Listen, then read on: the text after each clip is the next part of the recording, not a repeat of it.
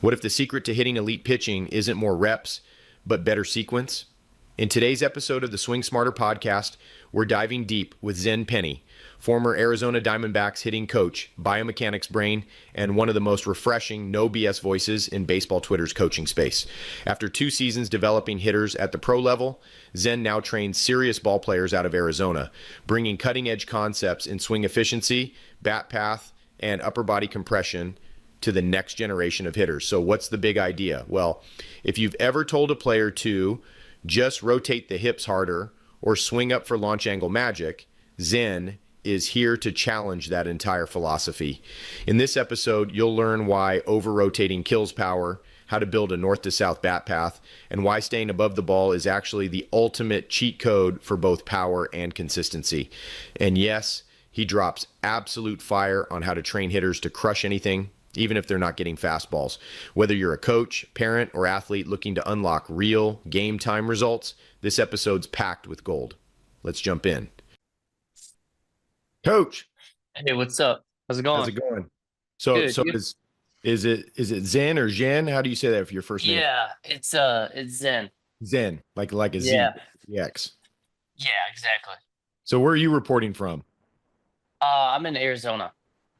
Is that where your home base is, or were you there for spring training?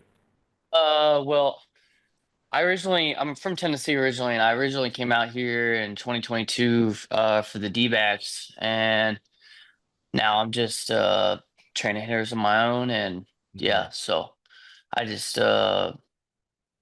been training people on my own for. I was working at Push Performance, like ran the hitting there, and Yep. then decided to go do my own thing. So I've been doing that since July, so almost a Oh, year. oh, hey, Yeah, congratulations! You're on your own, like the yeah, like a lot of appreciate us. it. Yeah, so So how long did you nothing. get to work out with the D-backs? 2 years. Yeah, 2 years. Mm-hmm.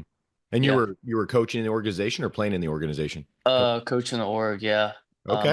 My first year I did 3 levels, complex, low A, and high A, and then my second year I just did low A as the Yeah. hitting coach. So how was that experience? It was great. Yeah, learned a lot. It was a great experience. Just I feel like just learned a ton. When you see how nasty the pitching is, I think that kind of changes how you look at everything, and you Mm-mm. know, uh, just trying to solve the puzzle for each individual guy. And you got to get 18-year-old kids able to hit 95 to 100 every day. It's tough. Yeah. It's tough. Well, what's funny is, so I have a couple hitters that have been with me since they were 11 and they're seniors in high school now. And I have one that went out to Santa Barbara for a showcase, baseball showcase. Well, it wasn't really, it was a tournament showcase slash. And David Justice was out there. I think it was a fundraiser for his dad or something like that. Hmm. So he's out there. He got to talk with David, and he asked him. He's like, "Hey, coach, can I talk to you about like a curveball approach? Because we do a lot of strategy stuff, and it's not just mechanics, but strategy that Hmm. you guys do, right?"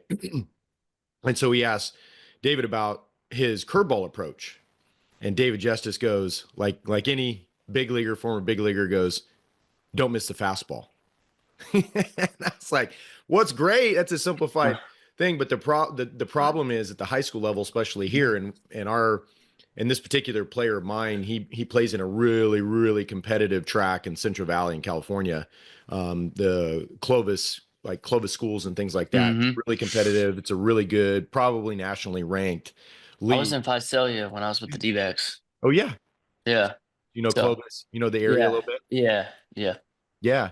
So, the problem is with hitters like him and some of my other ones, when they get up there, sophomores, junior, seniors, they're seeing 4 sliders in a row, 4 curveballs in a row, 4 changeups in a row. So, yeah, and I love David's advice, Justice. Don't miss a fastball. What if you're not getting a fastball?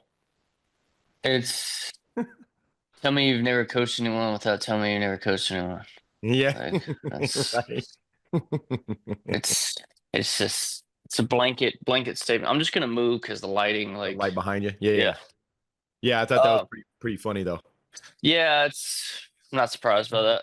That's that's just I mean, I'm cool with that, you know? It's Yeah. just I think that, you know, you can't just say blanket approaches for everyone. Yeah, I like that, but like I had the same conversation with my hitters yesterday. You got like five curveballs in a row, and then he got one fastball, and it wasn't first strike. So Right. the book's out to throw him breaking balls because he's been hammering people. It's like I And don't. And that seems to be the pattern, right? So you see a guy kind of jump on the scene, and this could be 12U baseball, could be high school baseball, could be college, could be professional. And once a hitter jumps in and they start hammering the ball, they start seeing fastballs right away. They start Mhm. hammering it, and then they at every level, this is the pattern that I see. Then they start seeing more curveballs and off speed and that kind of thing. I mean, think about Bonds at the highest level when he was playing. He wasn't Yep. seeing a lot of fastballs either, but when he did see one and when that was in the zone, he was able to get it. But that's the Yeah. thing is at each level, so David Justice can say that, but at the lower levels, when you start dominating, they're just not going to throw it. And the same hitter that I was talking about, mine, I had the conversation with him. This was 2 falls ago, and in the fall they inter squad and intra squad, within themselves and play other schools, Yep. which is cool.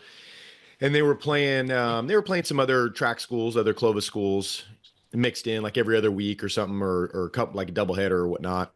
And I was Mhm. asking him how he was doing, and he said, "Yeah, I was 1 for 5, I was 1 for 6, or I was 2 for 5 or something." And I'm like, Drake, you should be going like 3 for 4, 4 for 4, 4 for 5 with what we're doing. And I'm not seeing any fastballs. And I go, oh, well, what are you hunting? We like to do a lot of observation, Mhm. what the pitcher's doing, and that's where we go. And he goes, well, I'm hunting fastball. And I go, well, how many fastballs you seen in a bat? And he goes, one. And I go, is it usually a strike? He says, no. And I go, why are you hunting a fastball, bro?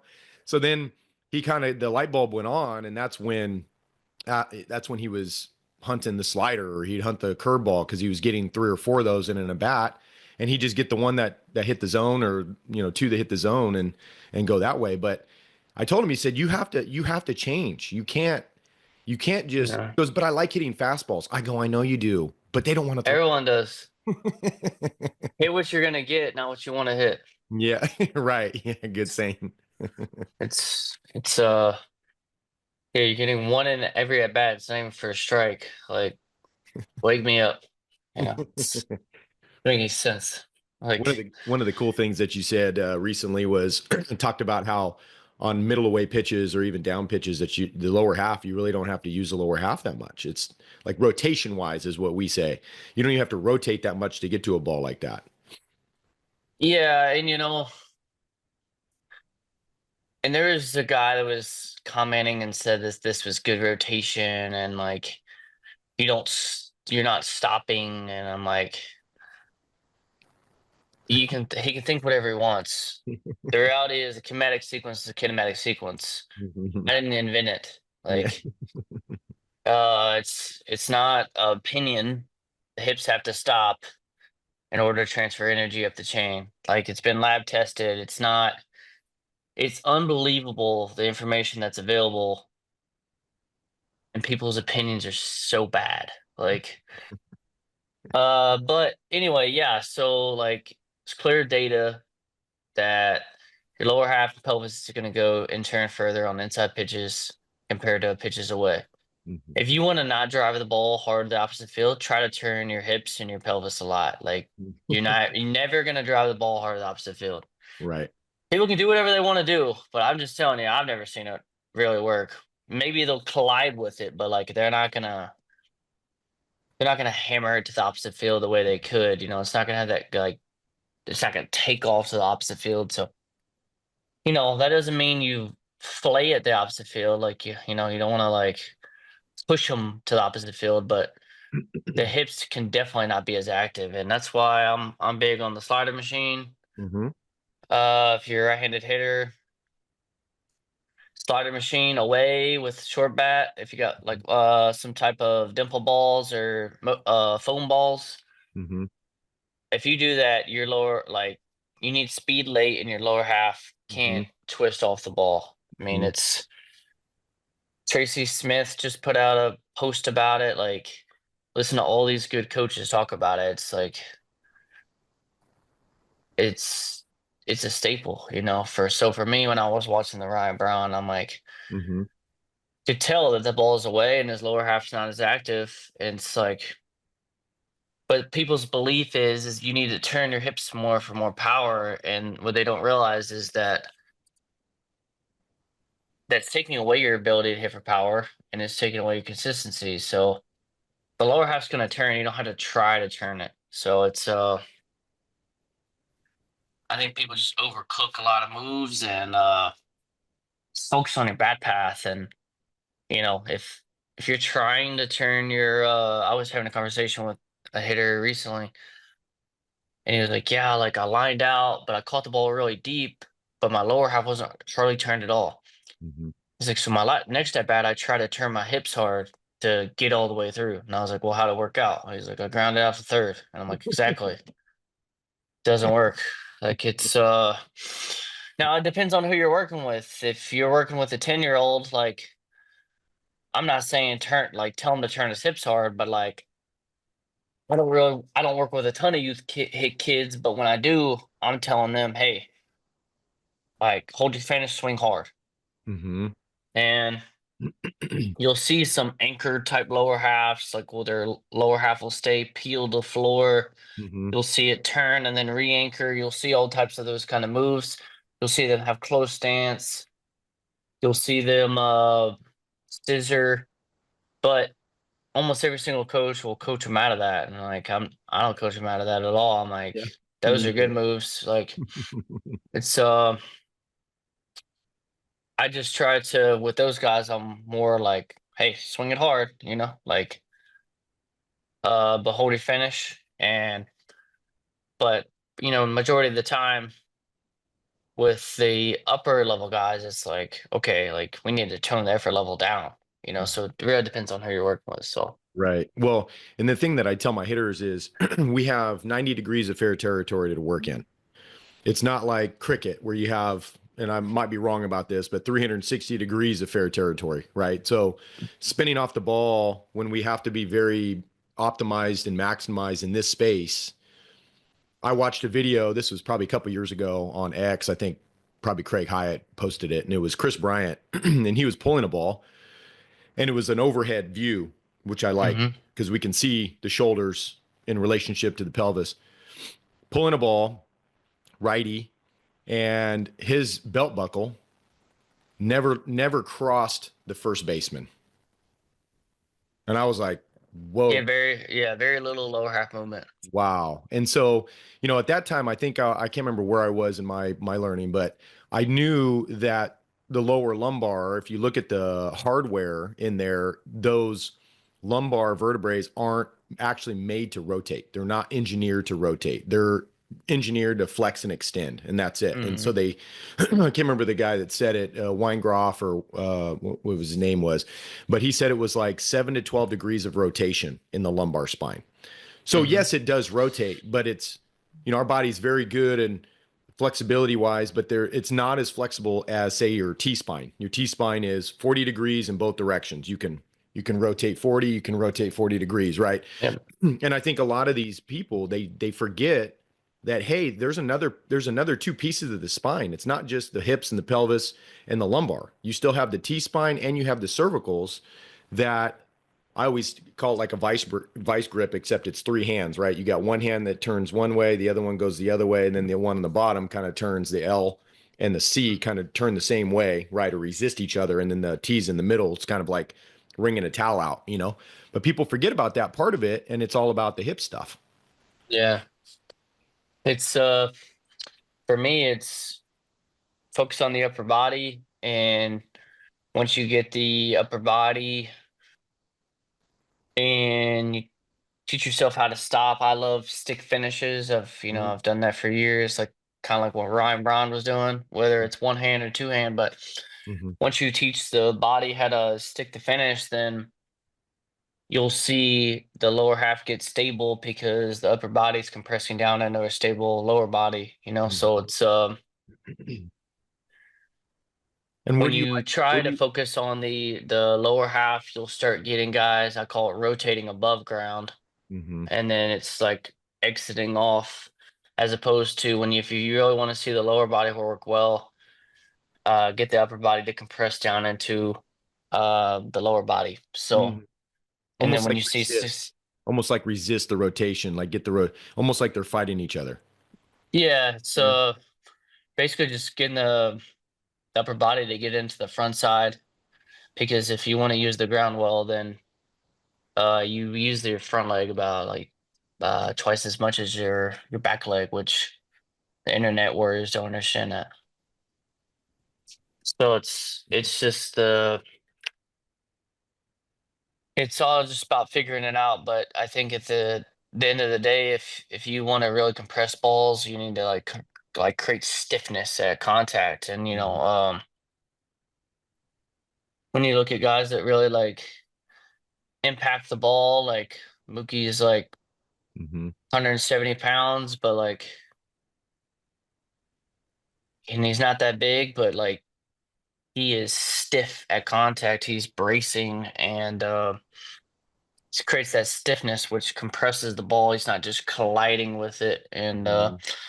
I'm really off that because I think that a lot of things are getting sold as progress, and they're not progress. Like everyone thinks I'm against technology. Like I'm like I've used everything, but I don't believe in um setting PRs like on the hit tracks for distances because they're not real. Like I It's a don't. video game. It's an It's a expensive video video game. Yeah. expensive video game, and that it says that you hit the ball 390, but it's side spun, Mm. and like that's not 390. So you're Mhm. selling false results. So, Mhm. and it creates higher effort level because the effort level is raising, and then that creates moves that, in my opinion, are not good. So, Mhm. I but to agree. each their own. Now, when you talk about compressing the upper half to the lower half, is that when you say chest down, keeping the chest down during the Oh swing? yeah, Is that what you mean? Uh-huh. yeah, keeping the chest down, and then it's like what Berkman talked about Mhm. is the hands have to win the race. Mhm. And if they don't, if the lower half, like, yes, it starts, but it has to stop, and the upper body's going to get past so you can get the barrel out. If the lower half keeps going, then everything's going to be dragging behind. And, you know, uh, one thing that kind of irks me that I get tired of hearing all the time is timing. I'm like, I'm cool with timing, but like,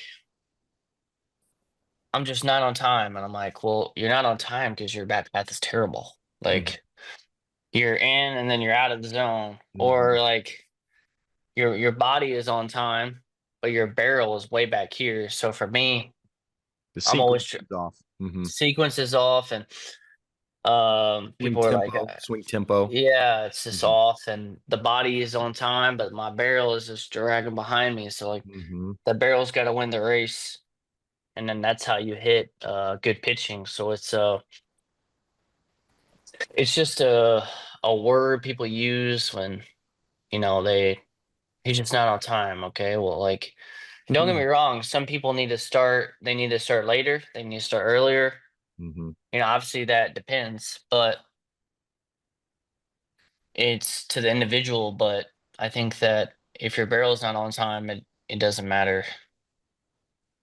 Well, you know what I like about you and your posts is that you do talk a lot about bat path, and I know, I know, the gentleman who we don't have to name, but a lot of bat path in that, right? And I'm a big bat path guy too, and the chatter on X between two individuals that we've talked even in our DMs about that they're both right and wrong at the same time, or not at the same time, I guess, right and wrong in certain instances.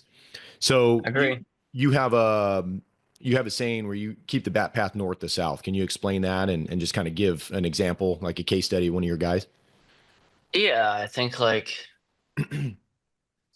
one of my hitters that I think of right away. He very down, and I'm cool with down thoughts because majority of people think down that are good hitters, and I like down. Yeah. But he was down and across, Hmm. down and across. So he was either hitting 6-hole ground balls or swinging so far down that he was clipping it and popping it up. And the one internet warrior guy that we're talking about, he doesn't understand that. Yeah. He doesn't understand that sometimes you're swinging so far down that you can clip the ball and overspin it. That's what the old guard doesn't understand, is that you can swing so far down, you can clip it and overspin it, and then you basically over backspin it, and then it'll pop up. And then Hmm. this particular hitter thought he was under because he had some older school guys teaching him. And I'm like, bro, you are not under. So like it just took about a year of work, like heavy balls and basketball, like all kinds of stuff to just teach him how to compress it. But it was really he used to have his hands in here and Hmm. then just go here. So we worked on like here and then tipping it up. Hmm. So it'd be easier to drop in with his back elbow and then hold the position forward. Hmm. But when I'm teaching bat path, it's more of this is staying down the line, thinking Freddie Freeman, and then my palm is like serving the pizza. Hmm. But for me, it was trying to get him to finish high, but we worked on the kind of tip up move so he could drop in easier. And it's just so he's on playing deep and early, very Craig Wallenbrock esque. And then Hmm. so he's on playing deep and early, and then he's able to hold those positions this way through center field and not exit out.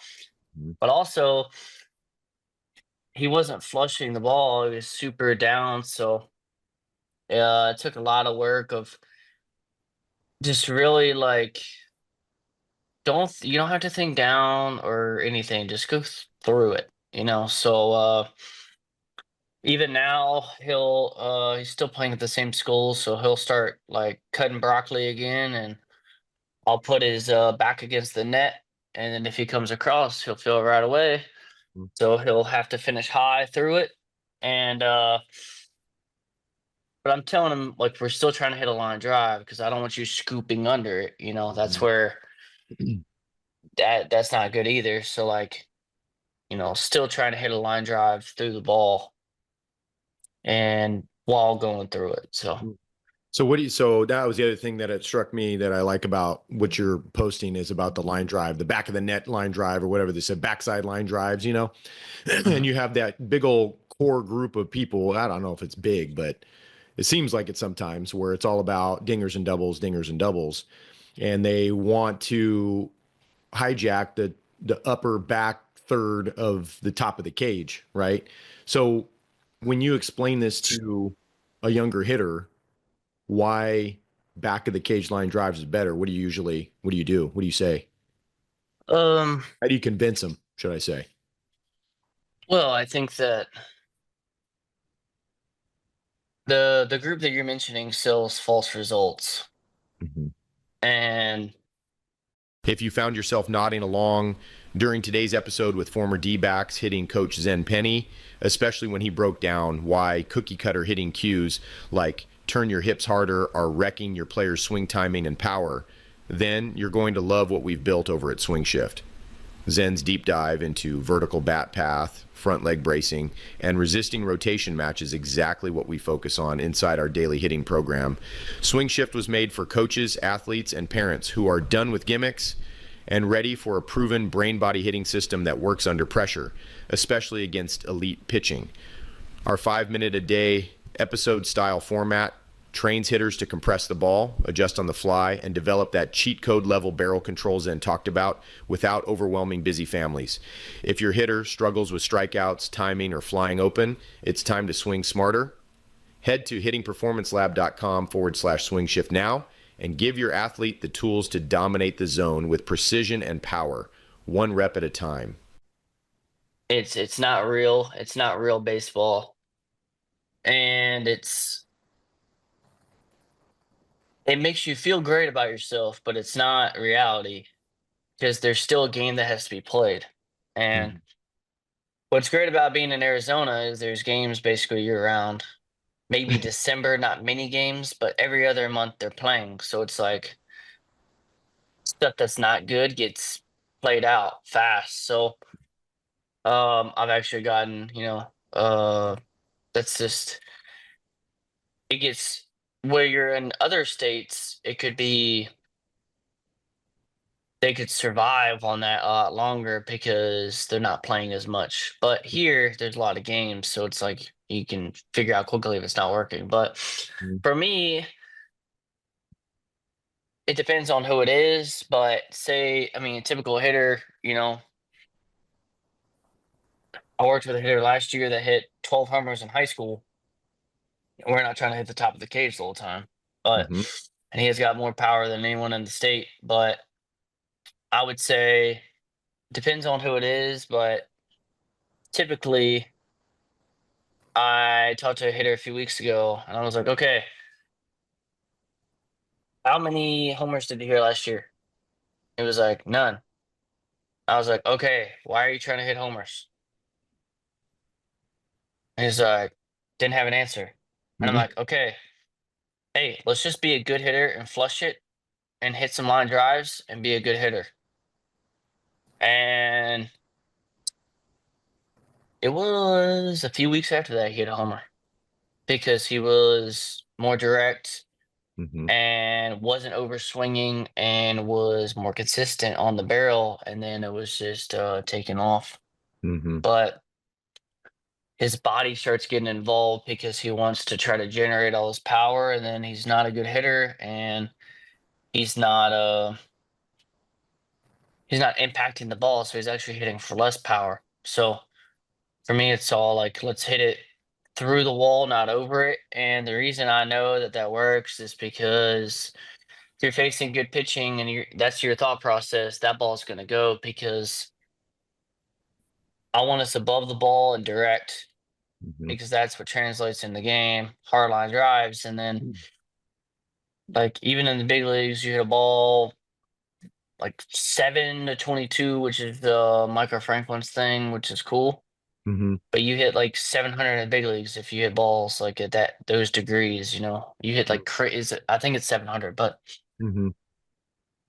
basically, if you're hitting the ball on the line a lot, you're going to be really good. Your slug's going to be good, everything. So, everything that I do with hitters is I teach pretty good vertical bat path, but I'm like, okay, I want us to be vertical, but above it. I don't want Mhm. us scooping under it. I want us to be vertical so we can hold our position through the ball, but I want us to be above it. So, Mhm. Mhm. it's I'll tell guys all the time they'll hit the top a little bit, but it's a good swing. I'm like, okay, hit that same ball, but hit it lower. Mhm. I'll tell them hit it through the pitcher's feet, whatever Yep. the individual needs, Yep. But I would say there's certain individuals that I wouldn't say tell them to hit the back of the net. It really depends because they're super across, Mhm. so they'll be sideswiping it, and I'm like, no, like we'll work on like backspinning it to left field with like true spin. Mhm. And I think one thing I would say the old guard misses is they're like, yeah, back of the net line drives. And I love back of the net. I'm Mhm. a back of the net advocate, but I'm like, that thing hit back of the net, but it's going like this. Mhm. I'm like, that's top spun, like, or side spun, like it's 6 degrees or 8 degrees, but it's side spun into the net. And I'm Mhm. like, came across that, like, that's not good. They're So it's, colliding, like you said. They're colliding with it. it's not, yeah. So it's like anything, it's how you do it, So I don't think that's good, but I think it's how you do it, and for me, I want back of the net, but I want it through the baseball. I don't want us coming across or anything like that. And you got to coach the individual. Like I even taught, some of the I wouldn't say crazy snap stuff, but it was Mhm. a little bit of the version Mhm. to a hitter because tried everything with him, and he was still Mhm. across, and he was hitting the ball low, which is I like, but it was all across the ball, and had to get him more depth behind, So Mhm. then the day, I'm never gonna cancel anything out if a certain guy needs it, like so. Yeah. And that's what I like is, Yeah. I'm a big Goldilocks golden rule person where they're not too hot, not too cold, just right. So you can take and exaggerate one thing to get another thing. So like you're saying, a guy that swings super down, I'd get them to swing up. Like Yeah. I do the Yeah. one side of the debate chatter on X to get that guy more in line. That's the goal. It's not so much like you said to scoop it or get under it, but to get him more in line. Like I like to use for especially my guys that are lefty hitters, righty throwers, where they're dominant hands on bottom. We're big top hand dominant hitter program. Like it's all about Hmm. top hand dominance because that's especially middle in and middle up, and that's why I think a lot of the big leaguers and former big leaguers talk about swinging down is because they don't want to get beat. They're thinking about that 97 in on their hands, and they don't want to get beat Hmm. by that. And of course, you got to be able to be more top hand dominant there, but I was asked to help out and work with the varsity hitters at one of the local high schools, Clovis West, in 22. And the only mechanical thing, because we did mostly strategies, because we started in January, and I just didn't want to like start mixing with guys' mechanics like beginning of the season, Hmm. But the one thing that we did talk about is I had the group of boys there, and I said, "How many of you golf?" And so most of them raised their hands, and I said, "How many of you that golf do you slice most of the time?" And you got about three-quarters of them still with their hands up. And I said, how many of you that slice to make your adjustment? So if you got the hole straight ahead, you just kind of shift your feet away from the hole so that now you're slicing towards the hole. You got some of the guys kind of raising their hands kind of reluctantly now. And I said, well, why not try the opposite? I asked them, what's the opposite of a slice? And they think, and a hook. And I said, yeah, why not try a hook? So we talk about a snap, but our snap is more a pronated or pronated snap. I guess it's more Hmm. this way than it is this way, Yeah. Yeah. Yeah. right? So so that's what we worked on. That was the only mechanical thing that we worked on because looking at the lineup, watching them take BP, we had say if you got 9 hitters, probably about 3 or 4 of them just kept getting under the ball, under the ball, under the ball, fly ball, fly ball, fly. And if it's one thing, as you know, that high school coaches hate are fly balls. They would take a weak ground ball roller to the third baseman than a fly Huh. ball caught right at the track. Like Anywhere in the country. anywhere in the country, yeah, it's probably not just in Arizona and California. Yeah. So we work on the hook instead of them. But then my lefty hitters, righty throwers, a lot of times that's what really helps them is the hook because they come in trying to be dominant with their bottom hand and they slip underneath because anytime that bottom hand being the hand that doesn't have a good grip on the bat on the handle, right? Like if we're talking about a deadlift grip where we go opposites. Hmm. So the hand that's this way that has the bar right in your hand is going to be a lot stronger in a stronger position than this hand is when you got a big old giant 300-pound barbell in your hands, right? So it's the same on the swing where not only is their dominant hand on bottom, but it's also in the weakest position in holding the handle versus this one where the handle's laying right into the hand has a much more solid base to it. And so I find those lefty hitter, righty throwers, righty hitter, lefty throwers, whenever they get a little bit more activated with their top hand, that they get a better at being able to steer the ball. We call it on the vertical. We disguise it. It's a launch angle, but on the vertical. Hmm. Yeah, those guys are always under. Mm-hmm. I would say, yeah, like I would make them. I've had guys like that swing with a donut on their bat, Yeah. Yep. and it's tough, but they just can't feel the top hand at all, Yeah. So, Mm-hmm. and they're like an out in the game because if a guy's throwing 80 and you're dropping your barrel, you got no chance. Yeah. Yeah. We Yeah, tell our so. pitchers. We tell our pitchers to imagine hanging a tire swing and having the circle right at the armpits. And so our pitchers just throw right through that. If they can throw right through that tire swing, those guys that are under, it's just they don't have to do anything special. No breaking stuff, no change ups, just throw fastballs right up at their Don't throw a breaking ball. You're gonna throw it into their barrel. yeah, right. Don't do that. Yeah, don't do that. Or a change Yeah, coming down. yeah, just throwing it into their barrel. That's the only thing they can hit. Yeah. Hey, you mentioned hitting the ball deep and out in front as a cheat code. So can you share a story of a player who mastered? this concept and kind of why you use it? Yeah, I would say, for me, it's adjustable. I think want to be able to get hits when we're not perfectly on time. So I want us to be able to get hits when we catch it deep on us, and be able to get hits when we're staying through a breaking ball and we're a little early, but we can still stay through it. So, for me, you got to have ability, have length out front, but you also have the ability to back it up. So it's the catch it out front dynamic. It's like anything. It's good, but it's also there's a certain hitting group that says catch it out front, pull side in the air, and I'm like, okay, so you want them to catch the fastball out in front and the breaking ball out in front? That's impossible. Yeah, not going to happen. It's impossible. Hmm. So for me, kind of a staple that I was telling you earlier is we'll do the third base side slider away, short bat to train hitting the back of the ball up, Hmm. and then we'll do first base side lefty slider with fungo Mm. coming into them, so they have to get the head out, but still going through it and not coming across it. So Yep. Yep. I would say, yeah, just one of my hitters,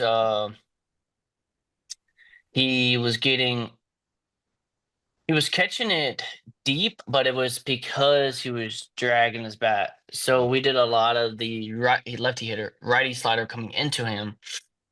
And I'm saying, hey, like I was telling him, we were doing with the fungo and then this game bat, like get it out in front of the plate, but don't come across it. Get out in front of the plate, but go straight through it. And ever since we've been doing that, he's been on a tear. And it's similar to what Bergman was talking about on the one podcast he did. You get a very unique feel of being inside the ball, but getting it out in front. Hmm. And it's hard to replicate within anything really else, and unless you do that. And you know, I've done that for years, even before I was with the D-backs, and then I did it with some guys with the D-backs too, and I always had great results with it. But now, since I've been doing it all the time, it's like it's better than the velo machine.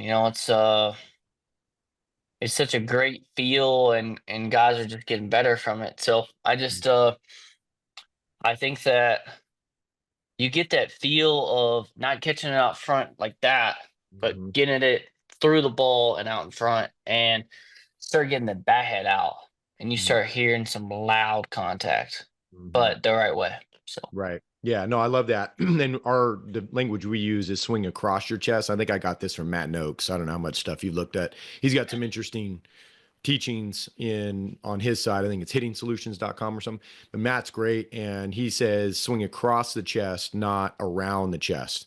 And mhm. that's similar. You could use the head to the nose, swing across the nose, not around the nose. And I've had the same results that you're talking about where I have one hitter in particular right now. We're really trying to break him because he's very turned to get to that ball inside. Mhm. And some guys are either taught that too much. I find the ones or girls, I find the ones that aren't taught a lot get it. They just get it. They just naturally get Mhm. it. But when they're over rotated, they're taught to over rotate. They feel like, especially on inside pitches, that they have to rotate more to get to that ball. And we take more of a swing down and across the chest approach and keep it Yeah. fair. So that's kind of the three cues we use. And what happens is I tell them if you're rotating more to get to the ball, you already that inside pitch, you got to turn, you have to hit it farther out in front. You can't hit that ball deep to be Mhm. effective. So you already got to be out in front with it. And if you're having to turn more, your brain knows it needs to get it there, but it's the challenge is it has to get the body to get it there, right? You're talking about the hands, right? The hands have to win the race. So the hands got to at some point get there. That has to get there. Have to. And when they turn more, they have to make a sooner decision to swing. And I said, why would you want to make an even sooner decision that you don't have to make? So we call it Yeah, they're cheating. cheating. Yeah, Yeah, they're cheating. we call it cheating, but in our system, it's not cheating. It's the right way to do it. And it's what we see big leaguers do. It like falls in line with all the stuff, right? But the ones that are trying to turn more to get to that ball, they look at our hitters and they say, they're cheating. You're Yeah. cheating to get to the ball. But that's what Bonds was doing back in the day in the early Yeah. 2000s. He'd have that big old fat arm guard on. The ball would get thrown almost right under that arm guard, and he'd hit it. He'd hit it into the bay fair. Like Hmm. at the time I was like, how does he do that? Because I was always taught Yeah. to rotate more to get to that ball. Yeah, that's what I was meaning. If you're this way, you're gonna have to decide really early to make a, and you're gonna have no ability to hit the ball deep. No Right. chance because front shoulder, front hip is off, and you're trying to cheat to pitches. That's why I don't approve of hit track swings because it promotes that, and it's not game hitting. It's it's a broken system in my opinion of what we sell as results. Mm. It's for progress. Yeah, he raised his bat speed and he raised his exit velocity. He got better. Like that doesn't necessarily mean that you got better. I want guys to hit the ball hard. I want people to impact the baseball. Obviously, who doesn't? But Mhm. uh, I worked with a kid with 80-mile-an-hour bat speed, average 80-mile-an-hour bat speed, and he was about to hit the catcher's mask with his bat because he was dragging it so bad. So it's like Mhm. I don't know. It's He's going to get exploited at some level, even though he's got, no chance against velocity. I mean, Arizona, these guys are throwing chasing 90 miles an hour, 94, Mhm. 95 all the time. It's like, In on your hands and up. yeah, like the Perry husband, like what Yep. he talks about. Like if guys throwing 95 and they throw it up and in, it's 99. Yeah. They throw you low and away. This is what high school coaches also, like, my opinion, kind of missed the boat on too. They're like, throw them away. I'm like, this guy's late to next week and you're throwing 85 and you just throw him away. You just made it 81 and gave him a chance. You throw him a heater in, he's got no chance. hmm But it's The same pitch could be the same pitch. Like yeah, we've lost our I think our baseball moral compass when it comes to like Greg Maddux type pitching, right? I feel like there's a lot of aspects to driveline I like. I'm not a big weighted ball throwing guy. I mean, I know some of the exercise they do is good, but this whole emphasis on velo, on throwing velo, like I'm a big velo. I like exit velo off the bat. I like that because you need mm, that if you're gonna hit with any kind of distance, right? you do. Yeah, you gotta hit the ball hard. But when everything's all about how hard you can throw and not being more finesse and going back to hitting the precision, barrel precision. I think Joey Votto, it was a great interview I had posted a while back where he was being interviewed, I think, by Harold Reynolds and D Row or somebody. And they Hmm. were talking about exit velo because at the time that was the thing. Hey, Joey, what about exit velo? You look, and he said, "Oh yeah, exit velo is great, but what's even better is that you could get any guy. I mean, he was included in that conversation. He just didn't include himself, but he talked about Alex Rodriguez and Trout, and he said you get him taking BP and you tell him, hey Trout, I want you to one hop the wall and right center on this ball. Boom, he'll do it. I want you to one hop the third baseman on this one. Boom, he'll do it. I want you to hit a sky high fly ball foul to the first baseman. Boom, he'll do it. And you go in Japanese baseball, same type of thing. It's a lot of barrel precision. That's Hmm. and so when you The, talk the about rapid toss, the what? the rapid toss. Yeah, rapid toss. Right. Yeah. So there's things. Yeah, Yep. yeah. So Do a whole there's shopping cart. huh? They'll do a whole shopping cart. Right. Yeah. Yeah. So there's things from other programming that can benefit our hitters. Like you can't poo-poo one thing. Like I part of that conversation. I poo-pooed a lot of stuff 7, 8 years ago. The whole swing down ground ball stuff. I was like, oh, Hmm. ground balls, you get. But hey, the one hop ground balls, two hop ground balls, like Perry says, I think a one hop ground ball or two hop ground ball that's hit it in the big leagues, hit it like 95 miles an hour, 94 miles an hour. Batting average is like 550. It's crazy. Yeah, it's crazy high because Right? it's just a low missile that Yeah. just like one hops through. I saw that when he was debating with someone, and he's got very he's got very. What I like about Perry is if Mhm. you say something to him, You better pack your lunch Uh-huh. because he's got data behind what he's saying. hmm And he's not just making an opinion, he's like, well, here's the data. hmm You can't just have blanket statements to him. So I've always appreciated that. he's not very emotional. I mean, he's emotional, but he's a good friend of mine, and I've had lots of talks. I mean, when I get on the phone with him, it's hard to find time because it's like 3 hour talks, and they're awesome talks, like great stuff. But yeah, I think he changed my mind on a lot of that stuff, the ground ball thing, and just the whole system of effective velocity. And I'm not picking on Judge or anything, and I'm sure I'm going to talk about this on other podcasts because it's a great example. It's just the Mm. barrel path, that one swing barrel path, where during the season this last year, he hit 320, 60 homers. And I'm sitting there with my son, my 12-year-old son, loves baseball. We watch games together. We talk about pitch sequencing. We talk about from the hitter standpoint, from the pitcher standpoint, what would you throw here in this, it's really fun. I'm really blessed. I got a son who's doesn't hate me and you know, He likes it. he likes it. And I'd look over at him, I go, Noah, how in the heck is this guy allowed with this one barrel path to hit 320 with 60 homers and 100 something RBIs? And then comes the playoffs and the World Series. And it seemed like the pitching just changes. And he's It's now better. It's better. better, It's teams get exposed to because they're just trying to hit homers, and you can't just rely on homers to score runs. right? So he gets like Perry Husband esque, goes hard up and in, and he can't get to it. And then they're going 3 or 4 sweepers down and away. And that should have been the pitch he was sitting on. But he ended up being in the middle of both of those. Yeah, And he's in between. he had a hard time. He had a really hard time. I felt bad for him.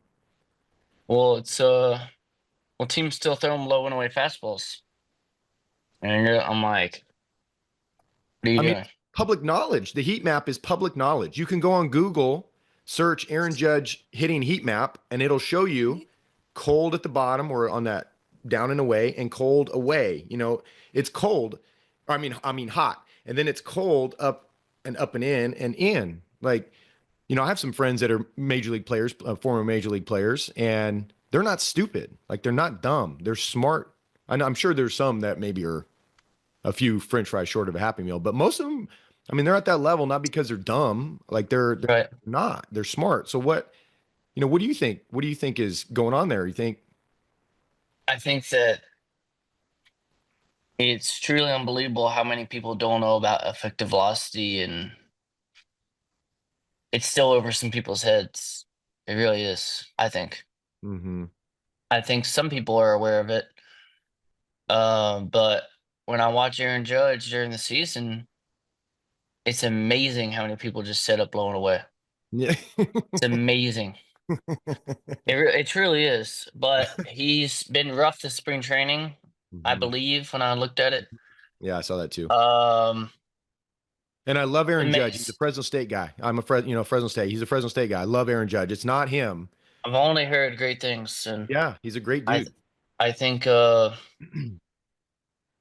I think maybe last year teams are like, oh gosh, like this is how we get him out. Like, so I'm very interested to see how he does. I actually made a video about like like what I would do with him because he loves the turn behind, loves getting in the hip. But when you watch his good swings, he'll hit it and he'll step over with his front foot. He'll do the trout step, and Mm. there's times when he doesn't do it, but there's times when he's really doing it, and that means he's still getting into his front side. Mm. So I made a video about that, but gonna let it play out a few weeks and then I might share it. Yeah. Yeah, so we'll see.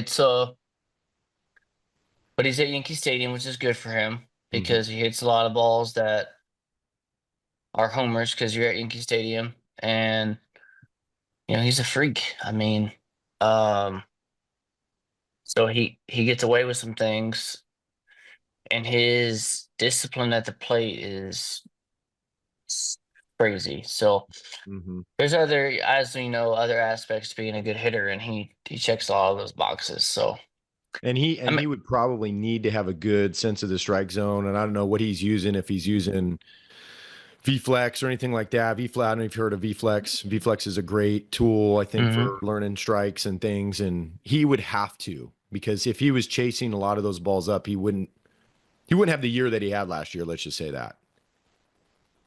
Well, and they call the low strike on him a lot, but I'm like, why are you guys throwing him down? I know. I don't understand. And a fastball. Fastball down is a recipe for a ball hitting 460. Well, one Yeah, of them. it's So I think it was game 2 of the World Series. And like, I just felt bad for him. He was just really struggling.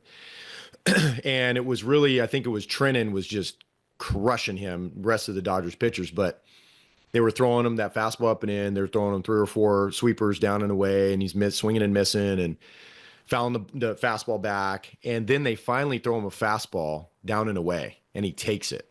And it was almost like he steps out and he's like he missed it. I was like, oh, mm-hmm. I feel so bad for him. Crazy. Because he was so in between, he's cheating. Mm-hmm. He's having to Right. cheat. Yep. It's if I was gonna work with him today, I would literally just like get him. If you're loving the next level hitting gems from Xen Penny, like training with sliders away, top hand dominance, and mastering true bat path, why not equip your athlete with the tools that actually bring those lessons to life? At the startinglineupstore.com, you'll find elite level pitch detection and vision training tools designed for serious players who want real results. Whether you're a coach building better barrel awareness or a parent helping your kid crush it at the plate, these products are the perfect match for Zen's advanced training philosophy. Use code GET5OFF at checkout for 5% off your order. Don't just train harder, train smarter. Visit the startinglineupstore.com today and start seeing the ball like never before. And kind of get him into the kind of more the middle. Mm-hmm. And I'm like, hey, like you can feel this, but like we gotta do that, but like above the ball more. Well, I think your lefty slider machine with the fungo, right? Money for him. Mm-hmm. I would do that, and then another one I would do that I've done with a really good big leaguer of his level Mm-hmm. is say right-handed hitter, third base angle, like inner lane heater. Mm-hmm. So the barrel has to get out, and Mm-hmm. you can't push it, you can't drag, like the barrel's just gotta get out. Mm-hmm. So I would say that would chew him up. But and I really learned it when I was with the D-backs. I had a hitter couldn't get the barrel out, couldn't get the barrel out. They're just chewing them up on the inside, like books are throwing them in, and they're just chewing them up. Mm-hmm. And I just started doing that third base angle inside heater with him, and then they threw him in, and he started smashing them. So Mm-hmm. it's coach the individual, and it just trimmed him up, and he started getting the head out. So it's a little bit inside the ball, but some people are so inside, it's pushing it. I'm like, just Mm-hmm. get the head out. So Mm-hmm. so I love that. I, I did it with a kid last night. He's just like so pushy. I'm like, so we did like bunch of rounds, third base angle in, like deliver the head, and Mm-hmm. then third base angle in heater, like get the head out. So Mm-hmm. it's but I really learned that, and then I remember talking right afterwards to Perry husband, and I was like, "You're so right," because I knew he was right, because if he could cover that what we worked on, he was ready for any heater. Mm-hmm. And then when they start throwing him away again, which is his strength, he was hammering people. Default. Now he just defaults. Yeah, so it's I think Perry husband's been kind of known as a pioneer, but I think like he's even though it's technically pitching, but it's helped me within Mm-hmm. development of my hitters. I don't necessarily care, but this is actually true story. I did that same exact drill last summer with Nolan Arenado, Mm-hmm. and third base angle, and because he's just dragging the bat, Mm-hmm. dragging the bat, dragging the bat. And I haven't posted this anywhere or anything, even though like I should, but I haven't just because I want to keep the relationship. But I'll share this on there. I don't care. Yeah. And he was getting chewed up by it because he couldn't get his barrel out. He was just late on heaters, late on heaters, late on heaters. And we did like 4 rounds of that. And then at the end, he's just like, what? And I was like, just the whole OG Rockies finish, like one hand hold at the top, like Mm-hmm. head down. Mm-hmm. I just made sure that he did that finish no matter what with the head down and the hold with the one hand, no matter what, Mm-hmm. while he's trying to aim more above it. And that night after he did that, it went 3 for 3 against guys throwing like 95, 98, which Mm-hmm. he had no chance against that before. Yeah. So it Yeah, I love that. works at the highest level with the Yeah. best. Well, and the other example comes to mind is Freddie Freeman. So I love his approach, and our guys kind of take that more of as a two strike approach because I think it's a great adjustable two strike approach. And but when he hit that walk off grand slam to win, he with a bad was it the front foot bad front foot, Yeah, he was hurt. Yeah. you know, and he was watching how they were pitching to Otani. They were busting him in, busting him in, busting him in hard. So he was watching that. He's like, hey, Otani's an MVP. I'm an MVP. I'm a lefty. He's a lefty. Probably it's going to be the same way. And with Freeman, he's very inside. Everything's inside. And he kind of gap to gaps. And on that pitch, I was sitting there watching it with Noah, my Noah, and he hammers it all top hand, like what you're talking about with Arenado, right? I mean, he went top hand, stayed above his bottom hand. We say that like imagine the bottom hand's little inflated ball, and we're trying to keep it underwater, keep it from popping up with the top hand. And it was like he had just kept that thing underneath the water and just absolutely hammered that thing with a lot of top hand snap. And I looked over at Noah and go, dude, there it is right there. That's the snap, That's nasty. and that was 98 miles an hour. I didn't but he was hunting that, and he said it in interviews. That's how we know. He said I Yeah. watched how they were pitching Otani, and then I knew I needed to get that head out way early It was because left on left, right? yeah, I think it was left on Yeah. left too. Yeah, 100%. He said was trying to keep him in, and he was like, I was ready for the heater. Uh-huh. I tell lefties that like keep him in Mm-hmm. because if you're facing a lefty, how's he gonna get you out? You're gonna try to get you to chase away off the plate. So Mm-hmm. keep him in, beat it to the spot. Mm-hmm. Mm-hmm. Like the trap is away off the plate. And if you're chasing away off the plate, you're doing them a favor. Like try to keep them close to you. Mm-hmm. Mm-hmm. Right. Yeah, they want you to be around, swing around.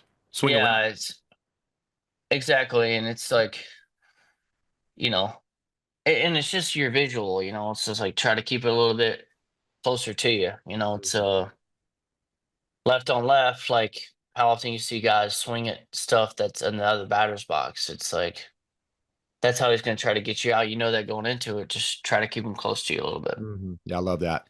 So last question before I let you go.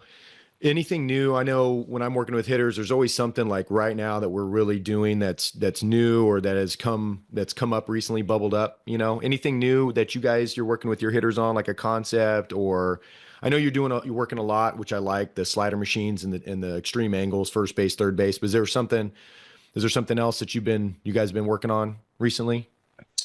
Um, That's a little newer for you. It doesn't have to be newer in general, just newer for you and your hitters. I'd say a staple for us is to inner lane and whether you're right-handed hitter or left-handed hitter, just being able to hit with true ball flight to the pull side. Mm-hmm. Mm-hmm. Everyone's so inside or coming around or whatever, and some of that stuff works on balls away. And so I'd say a lot of our work is inner lane, but go straight through it and don't come across it. And whether it's straight up, whether it's open angle, whether it's closed angle, it's we do a lot of inner lane and go through it. and don't come around. Mm-hmm. It's don't cast off of it, don't push it, you know. I think if you can hit it with true spin, say you're right-handed hitter to the left center gap, then if you can do that, then when you do hit the ball away, your posture and everything is going to be way cleaner. So when you do hit the ball the opposite field, you're going to hammer it. So I'd say starting with that, and then I would say like depends on the hitter, but I would say like doing that, and then combine that with the slider going away from them, so they have to hit it deep as well, staying over the plate, holding posture. Mm-hmm. I think that that's a good little blend. But And you do that with the short bat, right? yeah, righty sliders, short bat with foam balls. Mm-hmm. You'll see speed late with hitters because they can't have any of this. They'll Mm-hmm. learn how to go here over the baseball with their chest, and Yep. I think that it's amazing how many guys can't hit the ball pulse out with the backspin. And I have some guys that's literally like almost all we work on with certain hitters, and then a game they still hit it oppo, but it's not. But it's cleaner contact. It's cleaner contact, and it's not like flare of the dugout. Mm-hmm. It's hard contact the other way, and it's so telling them inside the ball is like, oof, I Mm-hmm. wouldn't do that. So Mm-hmm. it's I to the think, individual. and I think a lot of people could really benefit from taking golf principles because Hmm. everything has to be so precise with golf. You Hmm. have a small ball, you have a straight club face, and that ball is going to go hundreds of yards, not hundreds of feet. And if we think about hitting it flush now with a barrel and with the round ball, that sweet spot will shrink according to the angle of the barrel. So if it comes in and we're able to go barrel ball and be able to go center contact, you got with the wood bat 2 inches of sweet spot that's fully exposed.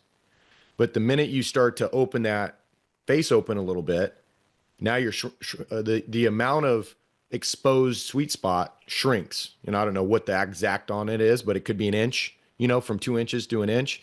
An extreme down, like you were talking about earlier in the podcast episode, where they're like cutting the ball like way too much, doing too much of it.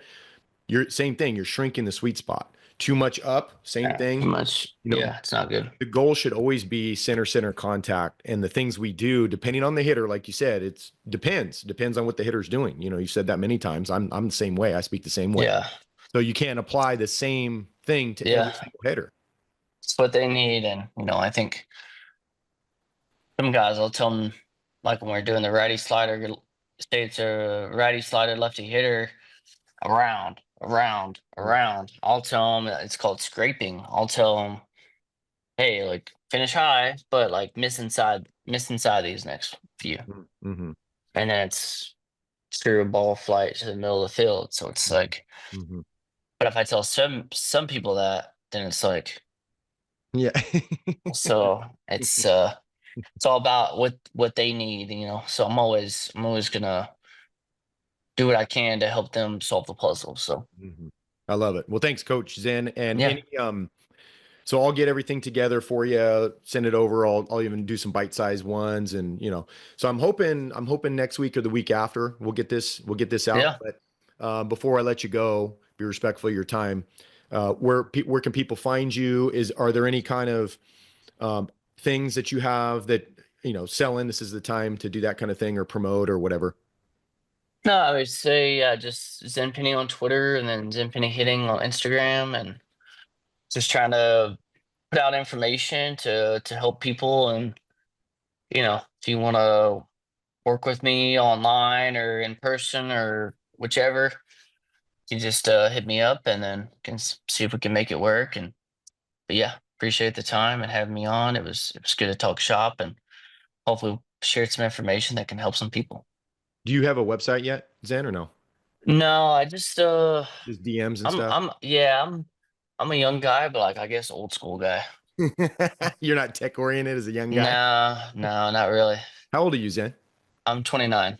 Okay. Yeah, you're not. I mean, you're younger than me, but Yeah. you're kind of an old fart. The 12, Yeah. 13-year-olds think you're an old fart. Yeah. One of my hitters asked me yesterday if I was going to get married. Yeah, so it's kind Already? of fun. Yeah, it's kind of funny. Is this an older player or is this Yeah, he's a sophomore in high school. okay? He said you're So gonna get married. yeah, he's like, are you eventually gonna get married? You know, it's like, yeah, eventually. Like I don't. The conversations with some of these kids, like I don't take hitters right now that are younger than 11.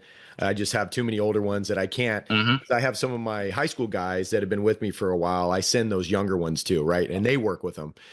So if I tell those young ones, the parents, like if they're 6 and I say yes to a 6-year-old, and then I got an 18-year-old that comes in, like I can't take that 18-year-old and send him over to my 18-year-old or 17-year-old, you know. So if I say no to one, I got to say no to yes to one, I got to say no to another, you know. But the conversations that are had in because I do groups, I'll do like 3 or 4 in a group, or I'll do like I call them duels, 2-on-1s, you know. And so it's just fun. I just think I have a blast learning and keeping the pulse on what's trending, and It's so funny. it's so fun. They say they're gonna crash out. That's my one of my favorite things. Yeah. Yeah, I don't know. They what's interesting about dealing with these kids is they're on their phone the entire day and they can't text anyone back. Doesn't make any sense. I tell them that all the time too. It's just like you're on your phone the whole day. How do you not text anyone back? Yeah. Well, they're doing it at, if you've ever been out, they'll be at a table and it could be two 16-year-olds or 17-year-olds, you know, a day on a date, and they're sitting there texting. I'm Yeah, like, what are we doing? they love their phone. And I'm kind of a phone addict. Like I'm on my phone usually researching something. Hmm. Uh, like I was looking at hitting stuff before we got on. But like when I'm like with my hitters, like I'm not on my phone. Like Yeah, me either. yeah, like Hmm. I'll tell them to get off their phone. Like Hmm. like we're hitting right now. Get Yeah, off your say, hey, phone. you selling Bitcoin right now? Yeah, No. Okay, then get off your phone if you're not selling Bitcoin. yeah, get off your phone. It's but yeah, it's I think the phone is a great. It's how you use it. You know, it's an incredible resource. Like I've learned so much just from the internet. Like social media is great. Like Hmm. people don't realize like you can learn a ton. But it's I think there's also times like I'm not trying to be on my phone at all, and I want to Hmm. just be in the present, and I want them to have my full attention. Well, and also too, you, myself, and others who have a pretty good grasp of the principles, you know, of hitting the whether it's strategies or mechanics or whatever it is, others do not. Like these other parents don't. And so you throw them on the internet and you got all this stuff and they don't know who to go to. And that's what I feel bad about. And you know how to discern between and critical think between what's good, what's not, or maybe what's not. It maybe it's not a blanket teach, but in a certain scenario it can work. Some of these other people don't, and that's where I think it can get people into trouble. So it's like following guys like you and Perry and some of the other guys that we've mentioned on this call. It's like those are great resources to kind of stay in that lane and learn all you can from those people, and then that'll you'll start to kind of have a sense of the principles so that when you go outside those lanes you're not like you're naked.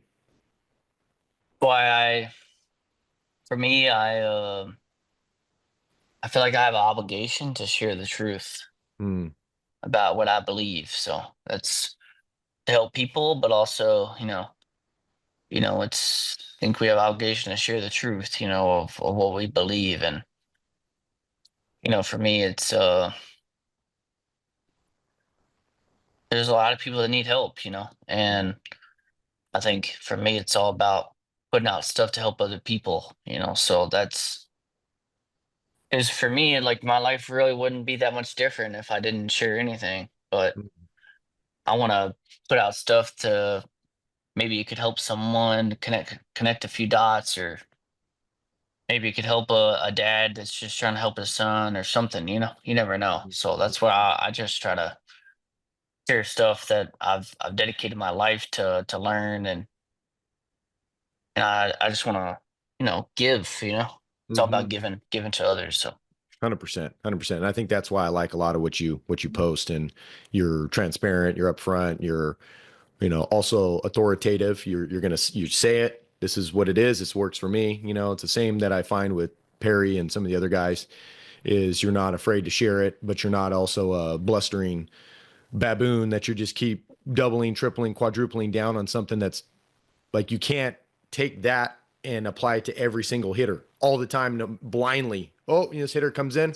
Oh, we're going to work on this today. Like, you got to see. It's like pitching, like our hitters. We say you don't walk into the park, lick your thumb, see what way the wind's blowing, and say, you know what, I'm going to hunt middle up fastballs today. You can't do that. Right. You got to have a pitcher Yeah. to look at and see what he's doing, and yeah, Well, got to be adaptable. got to be Got to adept. be got to be adaptable. But it was nice to meet you officially, and I appreciate the time, and thank you for having me on. You got it, Coach Zen. Thanks. Keep up the good work. Appreciate it. You too. See ya. See ya. Hey, thanks for tuning in to the Swing Smarter Hitting Training Podcast, where baseball and softball parents, players, and coaches come to sharpen their edge and swing with purpose. If today's episode brought you value, please take a moment to subscribe, leave us a quick review, and share this with a coach or parent who's all in on their athlete's growth. And don't forget, your next breakthrough could be just one click away. Head over to hittingperformancelab.com to explore exclusive training programs, daily video tips, and powerful tools to help your hitter dominate the zone with confidence. Thanks again for hanging with us. Now go take what you learned today and put it into action at the cage, in practice, or this weekend's game.